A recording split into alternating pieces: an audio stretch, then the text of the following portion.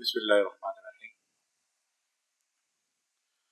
اللہ رب العالمین کا سب سے پہلے کرم ہے کہ اللہ رب العالمین نے اپنے ذکر اور فکر کے لیے اللہ نے ہمیں یہاں بلایا ہے، ورنہ اس وقت کئی ہزار لوگ کئی دنوں دنیا کی مشغولیات میں لگے ہوئے ہیں، دنیا کے کس کس کام میں لگے ہوئے ہیں، لیکن اللہ کا بہت بڑا کرم ہے اور احسان ہے کہ اللہ رب العالمین نے جو ہے ہمیں وہاں سب جگہ سے اٹھا کر اللہ کے ذکر کے لیے اور اللہ کی بات سننے کے لیے اور سمجھنے کے لیے اللہ رب العالمین نے ہمیں اس محفل میں بلایا ہے۔ سب سے پہلے بات، اللہ تعالیٰ نے ہمیں کسی مقصد سے بھیجا ہے، اور سب سے بڑا مقصد یہی ہے کہ ہم اللہ کی اطاعت کریں، اللہ کے حکم کے مطابق چلیں، اپنی زندگی کو اللہ کے حکم کے مطابق ہم نے گزارنا ہے، اور اللہ کے حکم کے مطابق زندگی کو گزارتے ہوئے ہم اللہ کے جو بندے ہیں ان کو بھی دعوت دینی ہے۔ اس کے لیے بڑی بڑی قربانیاں اللہ کے نبی نے دی، اور صحابہ نے بھی بڑی بڑی قربانیاں اس کے لیے دی۔ ٹھیک ہے جی، تو ہمیں ان چیزوں کو سمجھنا ہے کہ اللہ کے نبی کے پیغام اور اللہ کے نبی کی دعوت اور صحابہ کی دعوت، ہم نے بھی اس طریقے پہ چلنا ہے۔ ابو بکر صدیق رضی اللہ تعالیٰ عنہ بہت جلیل القدر صحابی ہیں، بڑے افضل صحابی ہیں۔ مردوں میں سب سے پہلے اللہ کے نبی کے کلمہ پڑھنے والا حضرت ابو بکر صدیق رضی اللہ تعالیٰ عنہ تھے۔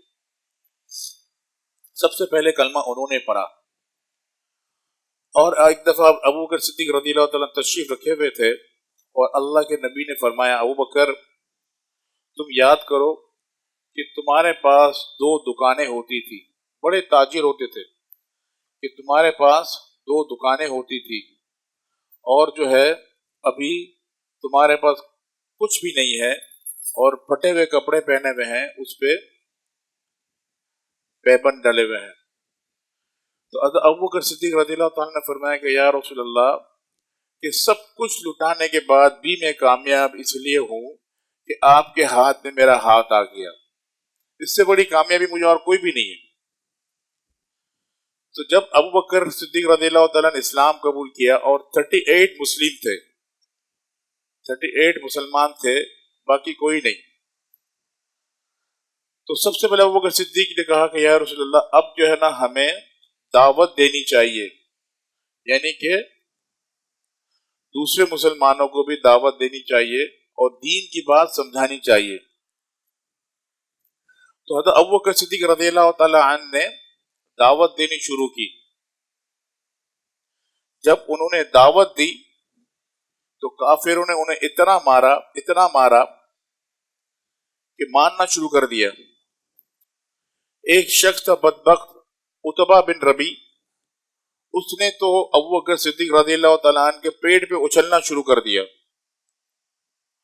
اور اس کے بعد ایک موٹا جوتا تھا، اور اس جوتے سے نعوذ باللہ حضرت ابو بکر صدیق کے چہرے مبارک پہ مارنا شروع کر دیا، اور اس نے اتنے جوتے مارے، نعوذ باللہ من ذالک، اتنے جوتے مارے کہ حضرت ابو بکر صدیق رضی اللہ تعالیٰ عنہ کا چہرہ مبارک جو ہے، آنکھیں اور ناک پتہ نہیں چلتا تھا کہ آنکھ کون سا ہے اور ناک کون سا ہے، اس طریقے سے انہیں مارا۔ تو جب دوسری صحابہ کو پتہ چلا، وہ سب دوڑتے ہوئے آئے، اور ابو بکر صدیق رضی اللہ تعالیٰ عنہ کو جب اٹھانے لگے تو حضرت ابو بکر صدیق انکانشیس ہو گئے تھے، بے ہوش ہو گئے تھے، ہوش نہیں تھا ان کو جو ہے جس طرح چادر بچھا کے اٹھا کے لے گئے، اور جاتے ہوئے کہا اگر ابو بکر صدیق رضی اللہ تعالیٰ عنہ کا انتقال ہو گیا تو عتبہ بن ربیع سے ہم بدلہ لیں گے اس کا، یعنی کہ دین کی دعوت کے خاطر انہوں نے مار کھائے۔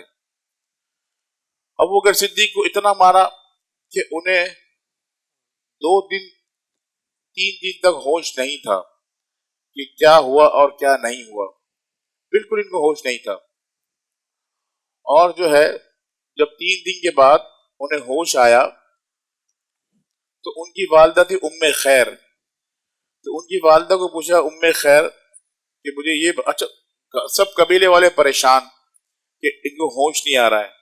3 دن کے بعد جب ان کو ہوش آیا تو انہوں نے آنکھ کھولتے ہی پوچھا، ام خیر کو کہا، ان کی والدہ کو، کہ امی نبی اکرم صلی اللہ علیہ وسلم کے کیا حالات ہیں، وہ کہاں پر ہیں؟ جب یہ باتیں انہوں نے سنی تو ان کے جو ہے قبیلے والے واپس چلے گئے، کیونکہ مشرک تھے وہ سب کے سب. تو اس حال میں بھی اللہ کے نبی کو یاد کر رہے ہیں.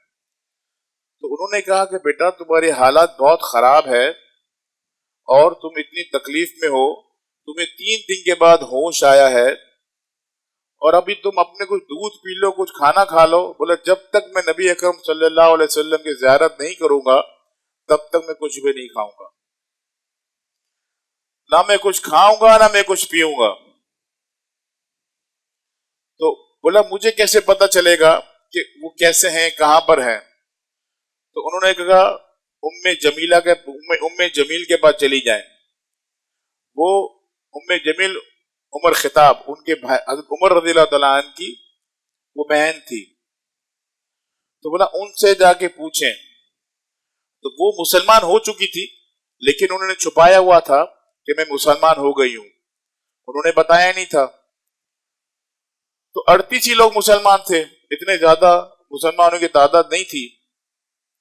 تو جب ام خیر ان کے پاس گئی تو انہوں نے فرمایا کہ بھائی وہ اللہ کے نبی کہاں ہے اور کس طرف ہیں؟ تو انہوں نے کہا مجھے کیا پتا کہ کوئی کہاں ہے کس طرف ہے، مجھے تو نہیں پتا اس بات کا. تو انہوں نے کہا چلو آپ چلو، میں ابھی آپ کے بیٹے کی طبیعت پوچھ لیتی ہوں کیا حالات ہے، پرسہ کر لیتی ہوں کیا حالات ہیں.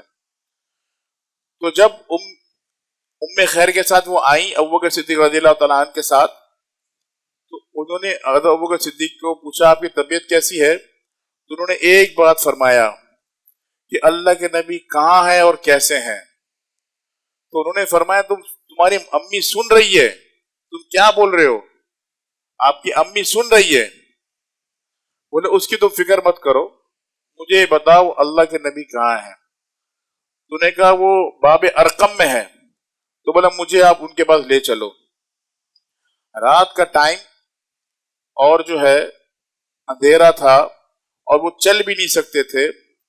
ایک ہاتھ میں ام خیر نے جو ہے ان کا ہاتھ پکڑا ہوا تھا اور ایک ہاتھ میں بی بی حضرت عمر خطاب کی بہن نے ہاتھ پکڑا ہوا تھا، اور وہ اس طریقے سے گئے وہاں پر. جب اللہ کے نبی کا زیارت کیا تو اللہ کے نبی نے جو ہے ان کو اٹھ کے سر پہ بوسہ دیا. جب اللہ کے نبی نے ان کو بوسہ دیا تو تمام صحابہ نے ان کو بوسہ دیا. تو پھر حضرت ابوبکر صدیق نے فرمایا کہ یا رسول اللہ کہ یہ میری ماں ہے ام خیر، یہ مجھے یہاں پہ لائی ہے، آپ ان کے لیے دعا کریں کہ اللہ رب العالمین جو ہے ان کو ہدایت دے دے، اسلام پہ آ جائے. تو اللہ کے نبی نے وہی ہاتھ اٹھائے، دعا کیا ان کے لیے کہ اللہ یہ اسلام پہ آ جائے. تو اللہ نے ان کو وہ اسلام پہ آ گئی. اور حضرت عمر رضی اللہ تعالیٰ عنہ کے لیے دعا کیا. یہ بدھ کا دن تھا، بدھ کی صبح کو نبی اکرم صلی اللہ علیہ وسلم کو انہوں نے تشدد کیا، بدھ کی شام کو حضرت ابوبکر صدیق رضی اللہ تعالیٰ عنہ انہوں نے تشدد کیا. پھر ایک صحابی تھے، ان کو پتہ چلا، انہوں نے جا کے بدلہ لیا، وہ آ کے جو ہے اسلام قبول کیا انہوں نے. اور پھر اسی جمعرات کے دن حضرت عمر رضی اللہ تعالیٰ عنہ جو ہے انہوں نے آ کے اسلام قبول کیا. اس طرح 40 لوگ وہ بن گئے. پھر اللہ رب العالمین نے نماز کے لیے حرم کھول دیا، سب چیزیں کھول دی. تو مقصد کہنے کا کیا تھا کہ اس دین کے خاطر اللہ کے نبی نے تکلیف اٹھائی، اس دین کے خاطر صحابہ نے تکلیف اٹھائی، اور ہمیں گود میں دن ملا ہے، اسی لیے ہمیں اس چیز کی فکر ہے نہ قدر ہے. تو بھائی اس کی فکر کریں، ٹھیک ہے نا.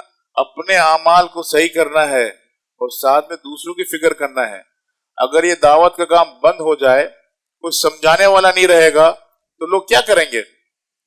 اگر کوئی کسی کو گاڑی سمجھاتا بھائی اس طرح گاڑی چلاؤ اور ایسے گاڑی چلاؤ، ایسے گاڑی چلانی چاہیے، سگنل پہ رکنا چاہیے، سامنے والوں کو پاس ہونا چاہیے، آپ ویٹ کرو. اگر کوئی سمجھانے والا نہ ہو تو بندہ کیا کرے گا؟ گاڑی لے کے مارنا ہی شروع کرے گا. تو جب تک دعوت کا کام نہیں ہوگا اور لوگ دعوت نہیں دیں گے تو معاشرہ کیسے صحیح ہوگا؟ تو اس چیز کی فکر کریں بھائی. اور جو ہے کثرت سے دعوت دیں. ٹھیک ہے نا. آپ جب دوسروں کو بلائیں گے، دوسروں کو دعوت دیں گے تو اللہ آپ کے ایمان کو پختہ کرے گا. ٹھیک ہے جی. اللہ رب العالمین آپ کے ایمان کو پختہ کرے گا. اور جو صحابہ کا نقل کرے گا وہ صحابہ کے ساتھ اٹھے گا. جو کسی کافر کا نقل کرے گا، ایک شخص تھا، ایک بہت بڑے بزرگ تھے، اس کا ایک خادم تھا. وہ خادم جو ہے ان کے بھائی کا انتقال ہو گیا. تو بزرگ کو کہا کہ حضرت آپ جو ہے میرے بھائی کی قبر پہ توجہ دیں تاکہ اس کا قلب جاری ہو جائے. ٹھیک ہے نا. جب اللہ والے دل پہ توجہ دیتے ہیں تو دل اللہ اللہ کرنا شروع کر دیتا ہے. اور جب دل اللہ اللہ شروع کر دیتا ہے تو پھر اللہ کی رحمت. جب قلب آپ کا اللہ اللہ کرے گا تو قبر میں عذاب کہاں سے ہوگی. تو وہ ان کے کہنے پہ چلے گئے، کیونکہ خادم تھا، خادم کرنے والے کا تو خدمت والے کا تو ویسے ہی. تو وہ ساتھ چلے گئے. انہوں نے بڑا توجہ دیا اس کی قبر پہ کہ اس کا قلب جاری ہو جائے. لیکن قلب پہ مہر لگا ہوا تھا، قلب جاری نہیں ہو رہا تھا. تو انہوں نے کہا یا اللہ یہ کیا ماجرا ہے، یہ کیا ماجرا ہے، مجھے پتا تو چلے کہ قلب جاری نہیں ہو رہا. تو اللہ رب العالمین کی طرف سے الہام آیا کہ یہ عیسائیوں میں بیٹھتا تھا، اسی لیے اللہ رب العالمین سے قلب کو بند کر دیا. یعنی کہ عیسائیوں کے ساتھ بیٹھتا تھا، کھاتا تھا، پیتا تھا، ان کی رسومات سب چیزیں کرتا تھا مسلمان، لیکن طریقہ کار ان کے اپناتا تھا. تو اللہ رب العالمین نے تو جس کے ساتھ جو بیٹھے گا تو اللہ تعالیٰ اسی کے ساتھ اٹھائے گا. جب انسان جو ہے نبیوں والا اعمال کرے گا، صحابہ والا اعمال کرے گا تو اللہ تعالیٰ ان کا پڑوس عطا فرمائے گا. تو یہ چھوٹا عمل نہیں ہے بھائی، بہت بڑا عمل ہے. اس کی فکر کریں اور کوشش کریں زیادہ سے زیادہ دعوت دیں اور اللہ کے راہ کی طرف. اور جس جو دل میں ویرانیت ہے، جس دل کے اندر شیطان نے جالے ڈال دیے ہیں، جس دل کے اندر شیطان نے وسوسوں کا گھر، خیالات کا گھر، اللہ کے نافرمانی کا گھر بنا دیا ہے، وہ آپ کے ذریعے سے اگر اس کے دل میں ضرب لگ جائے، وہ مرا ہوا دل دوبارہ زندہ ہو جائے. ایک انسان مر گیا، ٹھیک ہے جی، آپ نے جا کے دعا کی، وہ زندہ ہو گیا، تو کتنی بڑی خوشی کی بات ہے اس کے گھر والوں کے لیے. تو اسی طرح جو ہے اگر کوئی مرا ہوا دل زندہ ہو جائے، اللہ کا ذکر کرنا شروع کر دے، تو سب سے پہلے اجر آپ کو ملے گا. سب سے پہلے اجر آپ کو ملے گا. تو سب سے پہلے اجر اللہ آپ کو عطا فرمائیں گے. سب سے پہلے اللہ آپ کو گلے لگائیں گے، آپ کو اللہ تعالیٰ انعامات دیں گے. اور جب تک وہ ذکر کرے گا تب تک آپ کے کھاتے میں سب سے پہلے نیکی لکھی جائے گی، پھر اس کے کھاتے میں جائے گی، پھر وہ کسی اور کو بتائے گا تو اس سے وہ اور پڑھے گا تو اللہ تعالیٰ آپ کے کھاتے میں نیکی ڈالیں گے. تو یہ چھوٹا عمل ہے. موت کے بعد تو انسان بے بس ہوتا ہے، بے بس ہوتا نہیں ہوتا، کچھ کر سکتا ہے. کیا کہتا ہے کہ بھائی آپ دعا کرو، آپ دعائیں کر سکتے ہو اس کے لیے، اور اصالہ ثواب کرو. تو ایسے اصالہ ثواب کیوں نہ ہو کہ آپ کو پتا بھی نہ ہو ہے جی، اور لاکھوں لوگ آپ کے ذکر کر رہے ہیں، آپ کے طریقے پہ عمل کر رہے ہیں، اور سب کا اجر آپ کو ملتا جا رہا ہے، آپ کے اکاؤنٹ میں آتا جا رہا ہے. اس سے بڑا بزنس کوئی ہے بھائی؟ تو اس کی فکر کریں، سب کو دعوت دے، اور دعوت کو کثرت سے. جتنے بھی ہمارے ساتھی ہیں، مریدین ہیں، سب کو میں کہتا ہوں دعوت کثرت سے دعوت دے، اللہ کی طرف بلائیں، نماز کی دعوت دے، ذکر کی دعوت دیں، ذکر سکھائیں سب کو. ٹھیک ہے جی، سب کوشش کریں گے انشاءاللہ. سب قریب قریب آ جائیں، ذکر شروع کرتے ہیں.